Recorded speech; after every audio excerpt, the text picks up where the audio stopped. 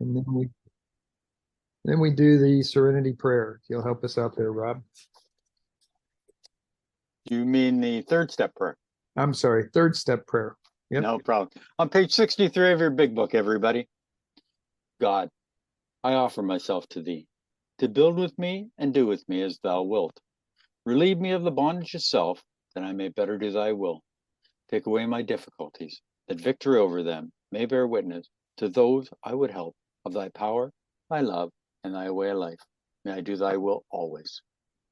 Okay. Well, thank you there, Rob. As I understand it, thanks for everybody's patience with me from last week. I'm back. We are at the top of page 141, and so it's this is not to say.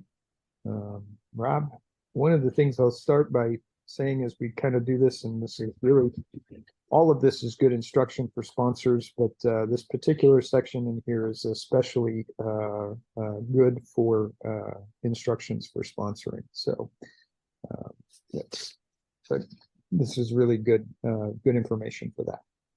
All right, without further delay, Rob? Page 141, everybody. This is not to say that all alcoholics are honest and upright when not drinking. Of course, that isn't so. And such people often may impose on you. Seeing your attempt to understand and help, some men will try to take advantage of your kindness. If you are sure your man does not want to stop, he may as well be discharged. The sooner, the better. You are not doing him a favor by keeping him on. Firing such an individual may prove a blessing to him, and may be just the jolt he needs. I know in my own particular case that nothing my company could have done would have stopped me for so long as I was able to hold my position. I could not possibly realize how serious my situation was. Had they fired me first, and had they then taken steps to see that I was presented with the solution contained in this book, I might have returned to them 6 months later, a well man. Okay, so we're talking a little bit from the employer's perspective and employees. Obviously, if you kind of make the analogy, some people are worth working with and some are not. And the idea here is that you may have somebody that's so far gone that in this case they need to be let go to be a jolt or a wake up call, if you will, that things are not what they should be or what you would like them to at least be aware of and have an opportunity to take advantage of. So the idea here is that the the jolt, this wake up call, maybe what is the right ingredient for getting somebody the help that they need, and the awareness of the situation and how dire and or serious their situation is. So with that, it is both from the standpoint of an employer, but also from a sponsor. You have somebody that's just taking advantage of you over and over again. It's time to let them go their way, and you move on to others that really truly want your help. Rob? Yeah, I can talk about this is not to say that all alcoholics are honest and upright. I can speak from my own perspective because, I trust people. I take them at their word, and I get taken advantage of. And a lot of people, or I shouldn't say a lot of people, because I've put up boundaries, but it took me a while to learn. Some people only want to use you for the $20 that you can give them, and there's people that come into the fellowship, go around the room, get as much money as they can, borrowing from people, and then they move on to the next fellowship, to the next group, and try to do the same thing. So we have to set up boundaries for ourselves. And, I'm a people pleaser, so, I don't want anybody to think badly of me. But there are people out there that will take advantage of us. So we have to really set up boundaries for ourselves, what we're willing to do. Luckily, I never loaned enough money that it would cause me a hardship to me or my family. But please remember that there are people in this fellowship who just want to take advantage. They see an easy mark and they go for the jugular. Now, also, as Leo said, this is good information also for, a sponsee. If they're not going to do the work, sometimes it's better to just say, you know what, when you're ready to do the work, come back. I'm here. I'm here for you. But it could be the jolt that they need to get their butt in gear, because a lot of people, especially when it comes to step 4, they procrastinate, and they have excuses that they want to use. And sometimes, you know what? There's other people out there that need your help. And so we shouldn't waste time on people if they're not willing to put the time in. So we let them go, tell them, I'm ready, I'm here when you're ready to go. You need any help, give me a call. But sometimes it's a jolt they need. Page 141, everybody. But there are many men who want to stop, and with them you can go far. Your understanding treatment of their cases will pay dividends. Perhaps you have such a man in mind. He wants to quit drinking, and you want to help him, even if it be only a matter of good business. You now know more about alcoholism. You can see that he is mentally and physically sick. You are willing to overlook his past performances. Suppose an approach is made something like this. You're muted, Leo. Sorry, guys. No problem.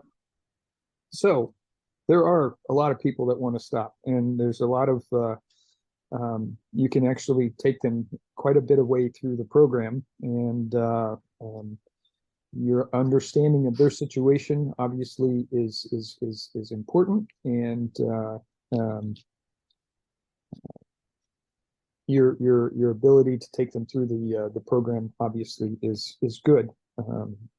Now, you as a sponsor know a lot about alcoholism, but also those that might be employers. I'm not sure if there are any in this room right now, but they've probably had people as in supervisory roles and or direct reports.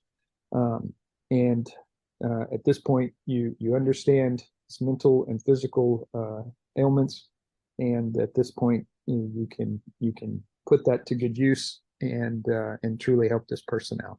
So we're about to look at an approach that you might make both as an employer and or as a sponsor. Rob? Yeah, they talk about here that men who want to stop, on page 109, he wants to stop. And with these people, you can get going with them. You can get them moving into the program, And as they talk about here, they talk about employers here. And I always, because we can take this to sponsees, my brain, because I'm not an employer, always takes it to think about sponsees. How can I use this to help sponsees that I'm dealing with? And so that's my mentality. So anytime I talk about this, that is the direction that I go into. So we're at the bottom of page 141, everybody. State that you know about his drinking and that it must stop. You might say you appreciate his abilities, would like him to keep him, but cannot if he continues to drink. A firm attitude at this point has helped many of us. So obviously, taking a firm approach, both as an employer and a sponsor, you do want somebody that you're going to work with to actually stop drinking. If they're going to continue to drink, that's a tough assessment to make. It's difficult, even in the best of situations. It's difficult to work with somebody that is continuing to drink, that tells you that they want to stop drinking, but they actually don't. I haven't had that situation yet as a sponsor. I know that when I started as a sponsee, I made some slips, I call them, or some hiccups. They were, one-offs after a couple of 30-day periods and stuff like that. That's a little bit different than somebody that's regularly drinking. And I think what we're talking about here is somebody that's more regular at drinking than not. So the idea here is that as an employer, you want to make sure that your person understands that you understand about their disease and their ailment. That's the same thing for a sponsor. And the idea being is that you really want to work with somebody that truly wants to quit, and by doing so, they actually are not, they're not drinking. And at the worst of situations, there's a couple of slip ups, but they get quickly right back into line and stop drinking again. And until they have that spiritual experience, which is true for both employees and or sponsees, it's going to be difficult for them to find themselves in a comfortable, at least mostly comfortable situation with not drinking. So the idea here is taking a firm attitude and putting their job on the line for them and telling them that you want to keep them, but under the circumstances, if they continue down the path that they're continuing, it may be necessary to let them go. So again, this is kind of a firm approach, but it also is kind of the light approach, because obviously you haven't taken their job away. You're just telling them that you may have to if things continue. Bob? Yeah, this is a great way to approach someone. You can find out, do they realize they have a drinking problem? Are they ready to fess up that they do have a drinking problem? Because let's be honest, a lot of us, will sit in a room and say, I don't have a drinking problem. I have a consequence problem where things pile up and things haven't been going my way, but I don't have a drinking problem. Here you can find out whether they realize that they are ready to get well. Do they want to change the way they've been living? It's time to put your foot down. Page 142. Next, you can be assured that you do not intend to lecture, moralize, or condemn. That if this was done formally, it was because of misunderstanding. If possible, express a lack of hard feeling toward him. At this point, it might be well to explain alcoholism. Okay? The illness. Say that you believe he is a gravely ill person. With this qualification, perhaps being fatally ill, does he want to get well? You ask because many alcoholics being warped and drugged do not want to quit. But does he? Will he take every necessary step, submit to anything to get well, to stop drinking forever? Yeah, this sounds very familiar of to take any step necessary in order to stop drinking. And obviously we've defined what any step means, and nothing that's necessarily crazy. When we talk about somebody that's being warped or drugged, we're also talking kind of that brain fog, if you will, with regard to people that are under the influence of alcohol and may still be when you're trying to talk to them. It's important, both as an employer and as a sponsor, that you don't lecture, moralize, or condemn the individual. Obviously, you'd be pushing them away if you do, and they will be more likely to just continue to drink because they don't feel any of the support and the necessary work on your part to help them get to where you feel that they want to go and where they should go. Yeah, and if they do feel like that there's some lecturing or moralizing or anything like that, obviously it should be a misunderstanding, and you can quickly change your tact in your approach in how you are talking to them. Obviously, there should never be hard feelings towards an individual that is sick and drinking.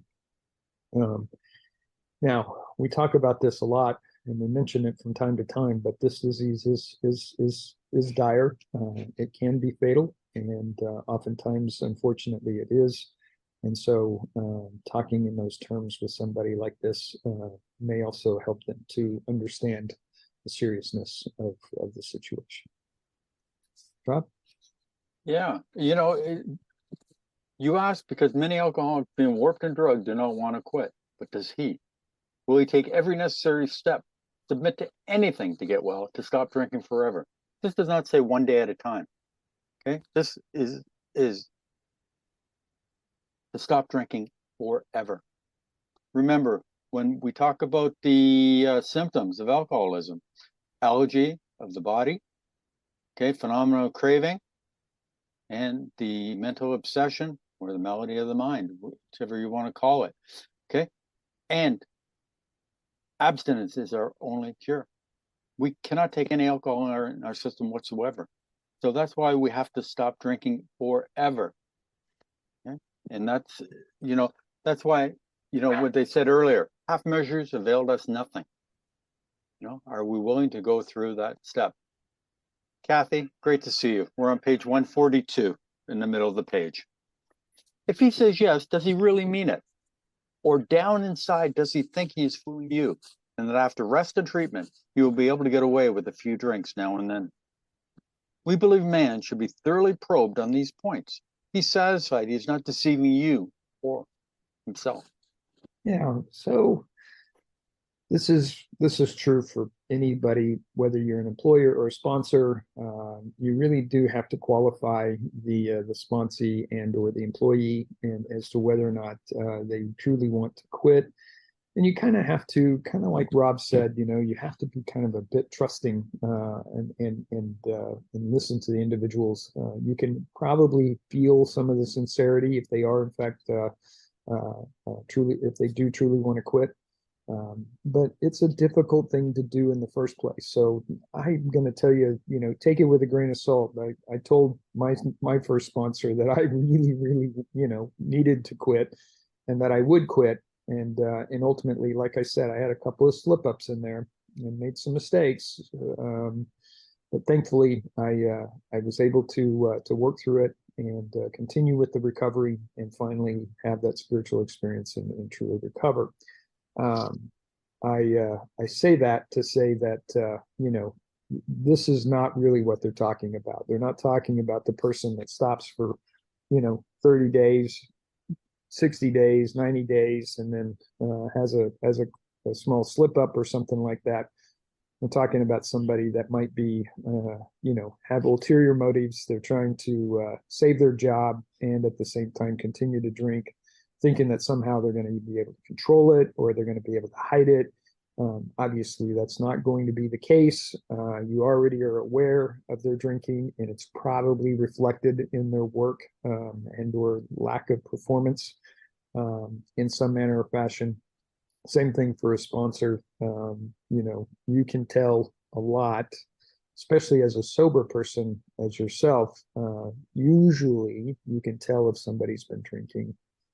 Whether they've got slurred speech, eyes are blurry, kind of that brain fog that we talked about before, just in the paragraph ahead of this one, and you'd be able to understand that is the case. If you're face to face with them, perhaps maybe you smell it on their breath or something. So anyway, the idea here is we'll take the line that Rob has, and that is his trust until, or trust but verify, trust but it's up to them to prove themselves wrong, etc. It's up to you in your skepticism or the level of with regard to working with somebody. Rob? Yeah, I want to go to page 23 for a moment, because this plays such a prominent role in our thinking. Once this malady has a real hold, they are a baffled lot. There is the obsession that somehow, someday, they will beat the game, but they often suspect they're down for the count.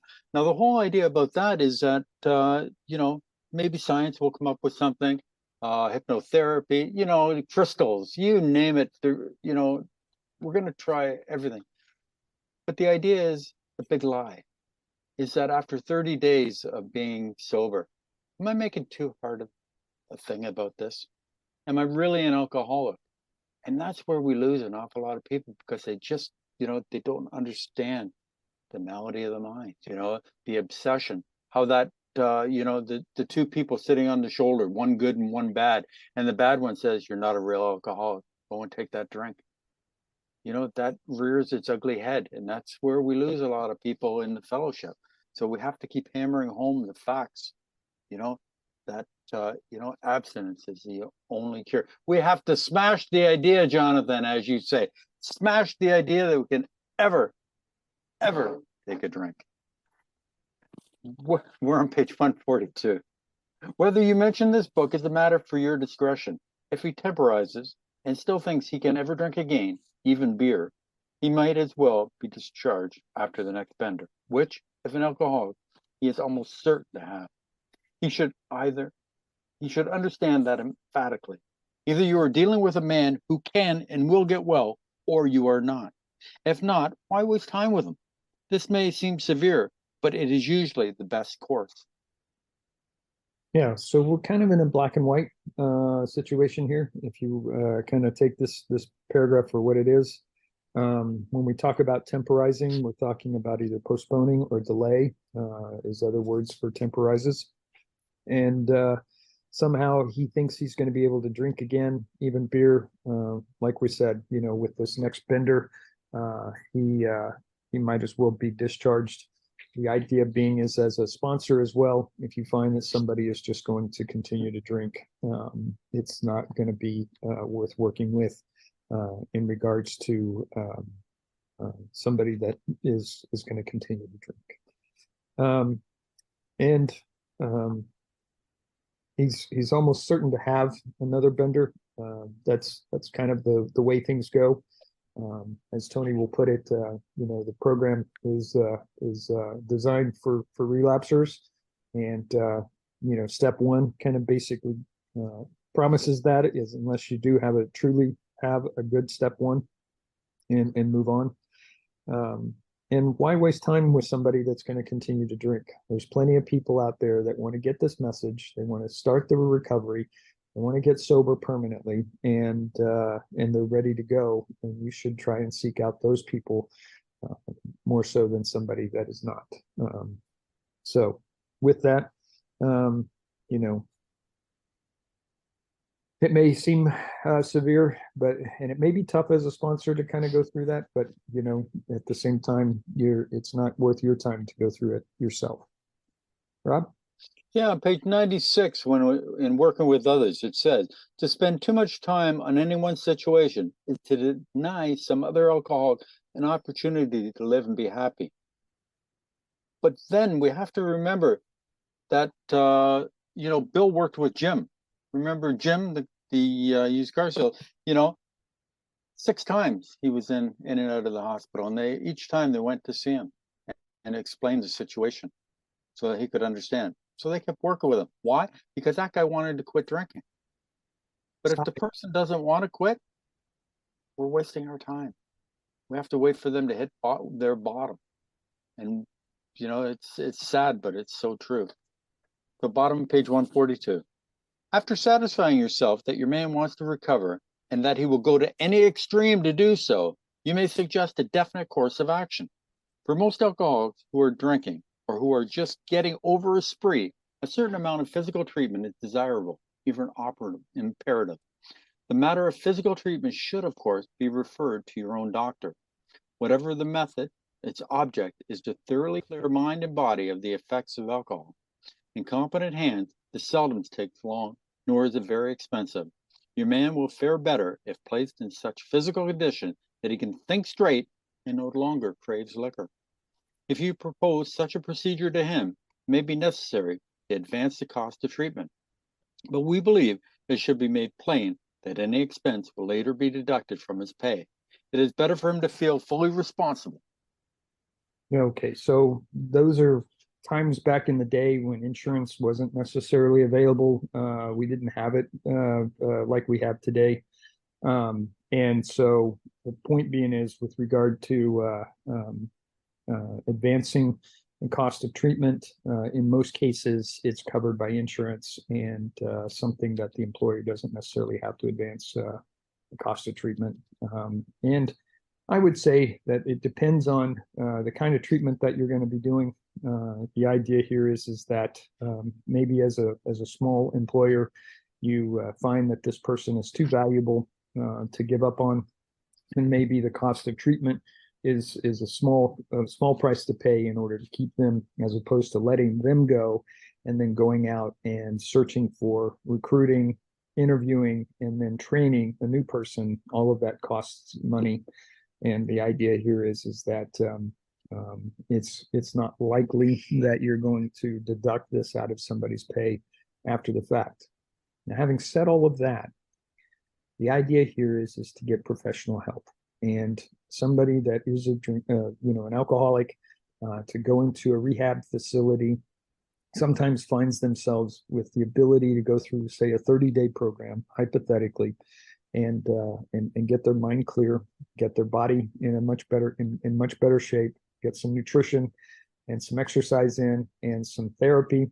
And when they come back kind of fresh and ready to go, and at that point, they're probably in a much better position to be, one, successful, but two, to actually go through the program and actually find themselves on the road to real recovery. It is possible to do that. So Notwithstanding, getting professional help is always something that should be made available or afforded to the person. In this case, as an employer, again, insurance usually covers it, and it's something that I think is normally paid for through insurance. As a sponsor, obviously, you're not expected and or would be able to pay for somebody's treatment. But nonetheless, it is something that you could, both as an employer and as a sponsor, is to check in regularly on somebody, perhaps maybe twice a week while they're going through their treatment, see how they're doing, check in with them, show them that you are truly invested in their recovery and that you care.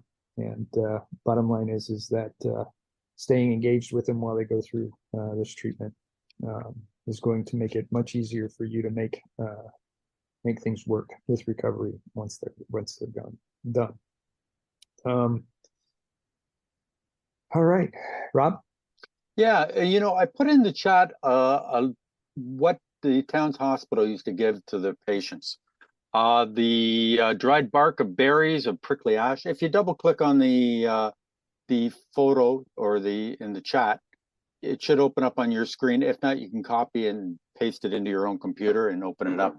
But they would give the dried bark of berries of prickly ash, a cathartic compound, blue mass, castor oil, which must have tasted great, henbane, which is hog's meat, and belladonna. What it was the puke and purge. You get all the alcohol and everything out of your system. Now, we have to remember that an alcoholic, if they have been drinking a lot, can go through the DTs, delirium tremens, and they can die from this. That's why it is so imperative that people are taken to detox. Everywhere we go now, there's detoxes. Hard to get into them sometimes, I will admit that, but it's important that it's done under a doctor's care. In Bill's time, they would bring these people to their home and they would give them, a shot of whiskey every 4 hours or something in order to wean them off. But you cannot just take an alcoholic and cut them right off alcohol without some effect happening. So we have to be very careful. Okay. And we recommend detox. Okay. And that they go. You don't have to bring people into your home anymore. I commend Bill and Bob and some of the shenanigans that went on in their place. Dr. Bob's wife was chased around the house by Eddie with a knife. Bill and his wife Lois come home one night and a guy, Bill Cousins, committed suicide in his house. We don't have to deal with those things, but it's imperative that people get the medical help that they need. And I can't stress that enough. Page 143, everybody. If your man accepts your offer, it should be pointed out that physical treatment is but a small part of the picture. Though you are providing him with the best possible medical attention, he should understand that he must undergo a change of heart. To get over drinking will require a transformation of thought and attitude. We all had to place recovery above everything, for without recovery, we would have lost both home and business. And we can add family and friends in there as well. You lose a lot if you don't put recovery above everything else. Recovery has to be the most important. When we talk about this change of heart or require a transformation of thought and attitude, we're also talking about that spiritual experience that people go through, whether they have it all at once in some cases, or they get it a little bit at a time and it finally clicks at some point in time. That's also a part of it as well. Either way, that is what I believe as a part of this recovery and this program that you have to have in order to be able to truly get yourself in the right frame of mind and the right place in your heart in order to be able to actually stop. Now, they do talk about this physical treatment as being but a small part, and I think that's true. That first 30 days is critical to get dried out, cleaned up, and get this out of your system, as Rob had just described, and then really starting with this program. I'm going to say that it's not absolutely necessary that somebody has to go to rehab. I, for one, have not been to rehab and was able to do this over a period of time. Again, with a few slip ups, but over a period of time, I was able to finally stop drinking and recover. Bottom line is that some people need this and it's good for them. Others may or may not, and still others don't. But nonetheless, again, that change of heart and that transformation is very, very important. And last but not least, just as a reiterate that recovery has to be above all else in order for you to keep all else and have the ability to give back as well. Rob? Thoughts, emotions, and ideas all cast to one side, and a new set of motives come into our life. We were selfish and self-centered our lives. You know, everything was for us. You know, what can I get from Jonathan today? I want his donut that he ate. You know, but you know, the thing is that you know, Dr. Silkworth talked about moral philosophy. Dr. Young, vital psychic change. You know, Bill Wilson talked about the spiritual experience. It's all the same thing. All is to get us to change from being selfish and self-centered to what can I do for somebody else today? Okay, because if we are not going to change, nothing is going to change. You know, so how do we get that change? Well, spiritual experience, you know, and that's what it's all about. It's us changing everything we thought. Before it was me, me, me. Now it's I'm God conscious. What can I do for somebody else today? Can you have every confidence in his ability to recover?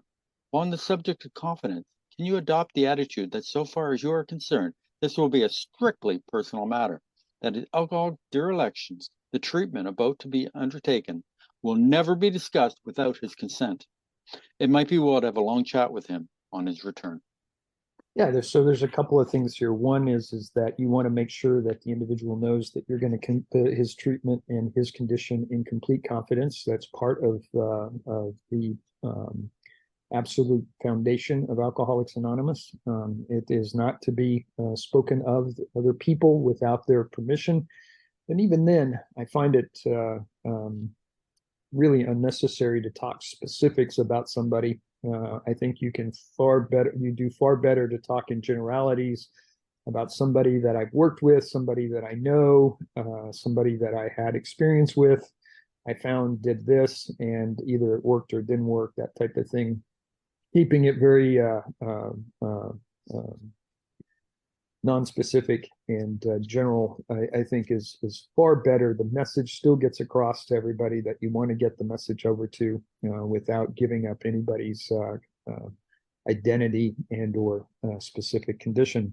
The long chat at the end is basically to build up that trust and confidence, to let them know that you get that this is something that is personal and private, that it will be kept that way, and that in all confidence that the situation will stay between the two of you. And you know, in the case of an employer, maybe that is in part HR, but even then, all they have to know is if they have to know anything, is that you're taking advantage of your insurance to do something. Maybe you're taking a leave of absence and need to be put on short-term disability or some type of leave without pay, and or maybe you've got enough vacation time built up that you can take the entire time off and still be paid. Nonetheless, that's the extent of anybody's knowledge of anything that's going on, and that everything else should be private and personal no matter what. There's really, again, no reason, even if you have permission, I feel like that there's really not any specific reason why any good can come out of being specific and or bringing up an individual uh, about what their situation is. Rob? Yeah, and let's take this to sponsee relationship. When a sponsee has enough confidence in your ability that they are going to tell you the most intimate things in their life, and somebody goes around and blabs it to other people, that is the worst thing anybody can do. You know what? It'll cause people to go back out. You know, we have to respect everybody's privacy. And the sponsor-sponsee relationship is one of the most important relationships. They're putting their life in your hands. And we have to respect that. Okay. And one thing I wanted to bring out on the paragraph before was that material well-being always followed spiritual progress. It never preceded. And that's on page 127. So anything we put in front of spiritual, we're going to lose. So please keep that in mind. We're at the bottom of page 143. To return to the subject matter of this book, it contains full suggestions by which the employee may solve his problem. To use some of the ideas which it contains are novel. Perhaps you are not quite in sympathy with the approach we suggest. By no means do we offer it as the last word on this subject, but so far as we are concerned, it has worked with us. After all, are you not looking for results rather than methods? Whether your employee likes it or not, you will learn the grim truth about alcoholism. That won't hurt him a bit, even though he does not go for this remedy. Yeah, this is kind of walking a line here. One is that I think that it's important that the program in this book be taken in its whole totality, not in part. That's one of the messages I would put out there. As an employer, suggesting the book, suggesting the program, suggesting recovery. After all, you're not really this person's sponsor. So all you're doing is trying to make resources available to the person for them to find their way and get better. I think as an employer, you've done enough to recognize the mental and physical disease that's going on, to have brought it up with the individual, to provide them with the resources of finding rehabilitation if necessary, and then obviously telling them how dire their situation is and whether or not their job is on the line, and then making the book available to them and that type of thing. So it's what I would call is quasi limited for an employer to take it too far. And I don't mean too far, but taking it to the point of being a sponsor. That's not what we're asking an employer to do in this case.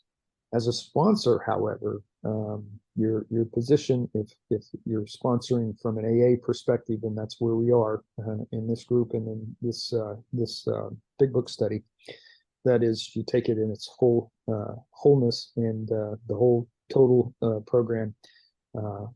And everything about it is to be embraced and used. We don't do a menu-driven type of thing, and we take a little bit here and a little bit there and leave the rest. We're going to find that that's a recipe that is not going to work. So in this case, as the employer or as a sponsor, you get somebody to read the book. There's the whole chapter on alcoholism. They're going to learn the grim truth about alcoholism for obvious reasons, because the book is very good about going through that.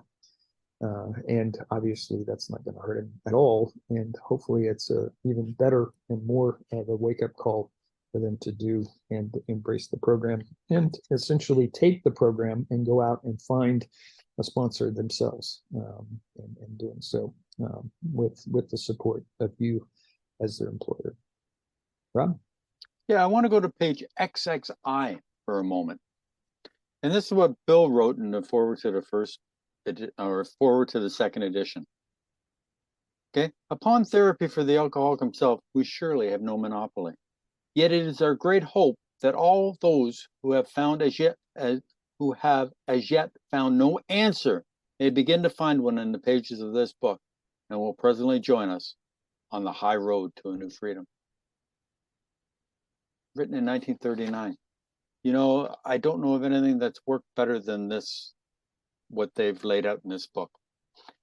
If there's something out there that will keep somebody sober, my hats are off to them. But I have not found anything better than this program. And as I say, the program is found in this book. It is not found in the 12 and 12. It is not found in the little red book. It is not found anywhere else. It is in this book. So we have to carry this message. Okay. We suggest you draw the book to the attention of the doctor who is to attend your patient during treatment. If the book is read the moment the patient is able, while acutely depressed, realization of his condition may come to him. If you have that kind of relationship with a doctor, I think that that's exceptional and probably an anomaly out there. But nonetheless, you can actually suggest the book to your employee and draw their attention to what the book is about, and hopefully continue to suggest it while they're going through treatment and finding them at that point in time where they're much clearer head and but still in a depressed state. They may find some solace and encouragement by reading the book. Again, this is at a time when there was probably closer face-to-face relationships with people like employers and doctors, clergymen, et cetera. And so a little bit dated, but nonetheless something to consider. As a sponsor, obviously you are going to draw attention to the book and get them going at the beginning of it, and get them through the book as well as the program itself. Rob? We hope the doctor will tell the patient the truth about his condition, whatever that happens to be. When the man is presented with this volume, it is best that no one tell him he must abide by its suggestions. The man must decide for himself. Yeah, there isn't anything that's an ultimatum, and nothing should be forced, and you can't force it. Otherwise, you're going to push the individual away. They have to come to it on their own, and that's an important ingredient to this, is that the realization should happen within them, and they should find that they are one. They are the ones that tell themselves that they're alcoholic. A doctor might suggest that, or somebody in therapy might suggest it, depending on the situation. That's just a reinforcement. But you as an employer and or a sponsor do not and cannot do that. It's not in the best interest of the person you're working with. Rob? Yeah, frothy emotional appeal seldom suffices. You know, man must decide for himself, man or woman. You are betting, of course, that your changed attitude plus the contents of this book will turn the trick. In some cases it will, and in others it may not. But we think that if you persevere, the percentage of successes will gratify you.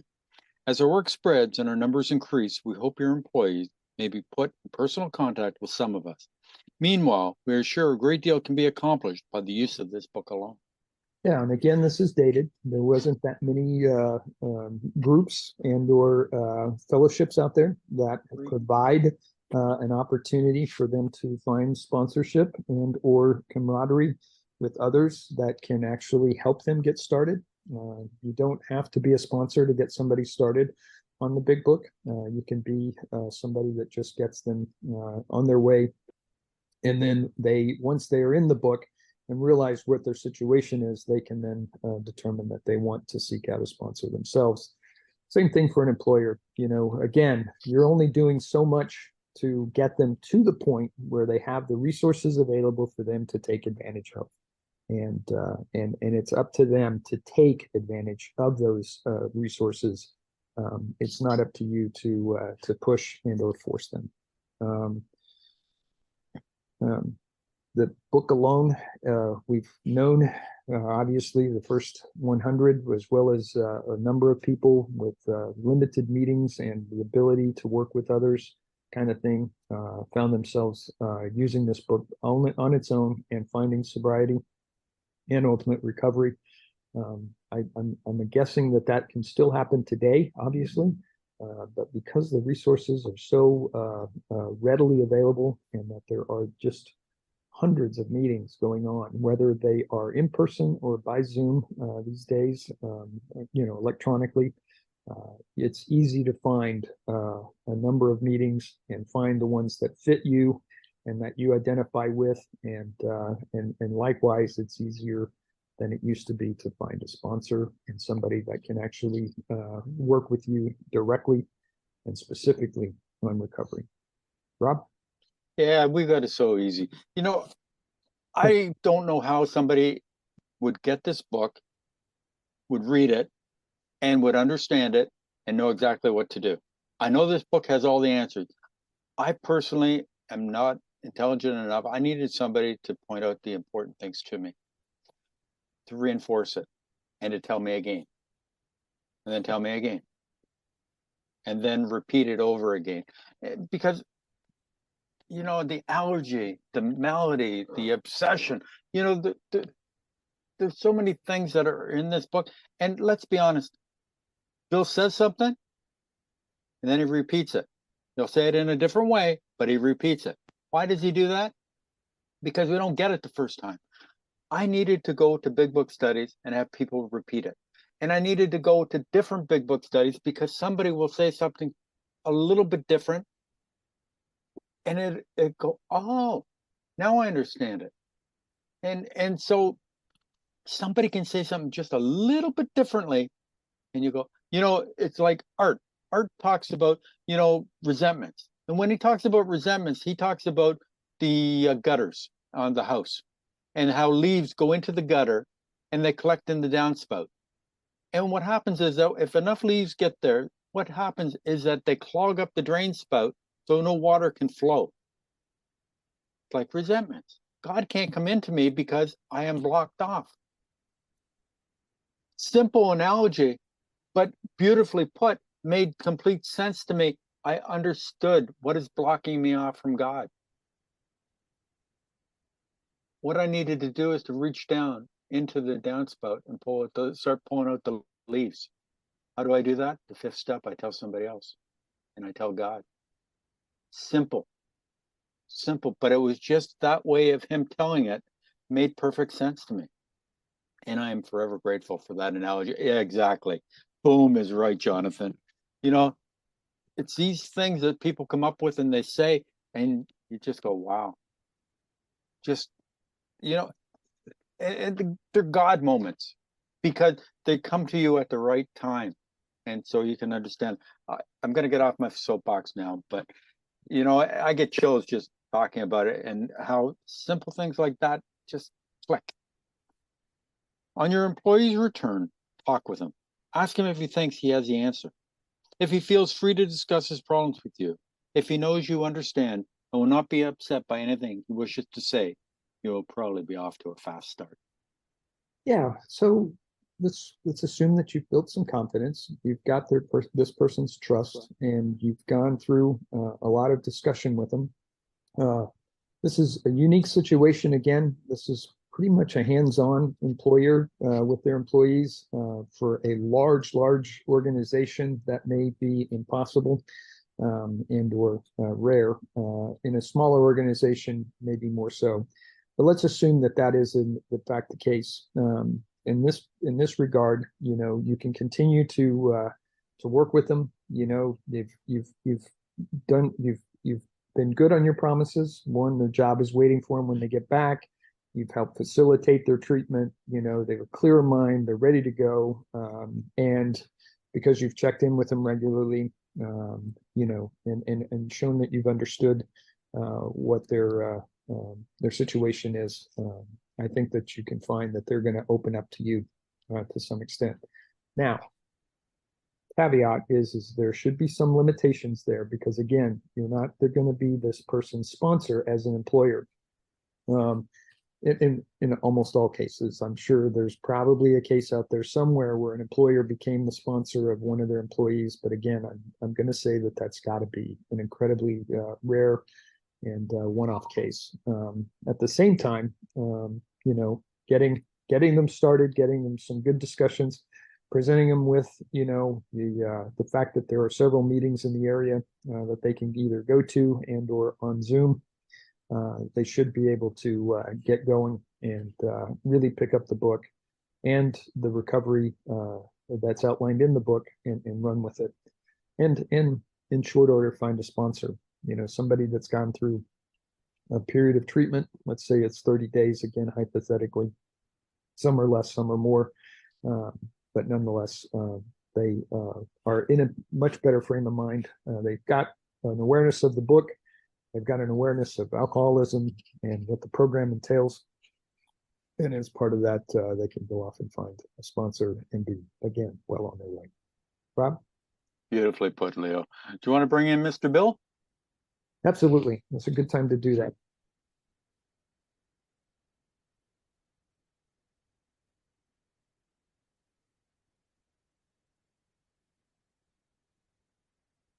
Yeah, hi, this is Bill, alcoholic from New Jersey. Hey, Bill. Thanks a lot, guys. Good job today, guys. This is a real good chapter. Again, this chapter was written by Hank Parkhurst, and basically what you can do with this chapter, you can use this as instructions for sponsoring somebody. And that's really what he's telling us throughout this chapter. He's telling you how to work with an alcoholic. He's trying to tell the employer how to work with an alcoholic. But we can use this as alcoholics for a sober alcoholic working with somebody else that's trying to get sober. And he's got all good suggestions in here. It talks on the top of page 143, where he says a certain amount of physical treatment is desirable, even imperative. That means we have to get detoxed. Whether we have to go to a detox, whether we have to sleep it off, whatever, you have to get the alcohol out of the alcoholic before you're capable of doing anything with them. You can't deal with a drunk alcoholic. They're not going to listen. I don't know what anybody else did when they were drinking, but when I was drinking, I would not listen to anybody. I didn't pay any attention to what anybody told me. There was only one person I paid attention to when I was drinking, and that was the bartender. And that's because he kept giving me more drinks. That's the only reason I paid attention to him. When an alcoholic has alcohol in them, you're not going to be able to do anything with them. You can point them in the right direction. You can tell them they need to go to a detox, whatever, but you're not going to get anywhere with sobriety talking to a drunk alcoholic. So that's really, really important. The person has to get the alcohol out of their system before they're even going to be able to comprehend what's going on in this program and anything that you're going to talk about. And again, he keeps telling us when we're supposed to work with somebody. On 144, it says the moment the patient is able, that means when he's dried out. When the guy got the alcohol out of him, that's when you can deal with them. Because again, you can't deal with an alcoholic when they're still drinking. And most people that you go through this chapter, they use this chapter for helping to sponsor their sponsees. Because nowhere in this book does it talk about a sponsor. Sponsors came out after this book was written. But this chapter is telling the sober person how to work with the person that's just trying to get sober or just came off of alcohol. So this is a real, real good chapter. There's real good information in here for working with other people. This is something that you can go over, and when you're sponsoring somebody, you can use this like an instruction manual on how to deal with somebody that's still drinking. Even though the employer, like Leo said, it very rarely is going to be the sponsor, but the employer would be the sober person, and the alcoholic would be the person that's trying to get sober or is still drinking. And this is giving us instructions here on how to work with them. And Hank has some real good information in here, and this is very helpful. That's pretty much all I got on this chapter. Thanks a lot for letting me share. Thanks, Bill. All right. We'll close things out with serenity prayer and then open things up. God, grant me the serenity to accept the things I cannot change, courage to change the things I can, and wisdom to know the difference.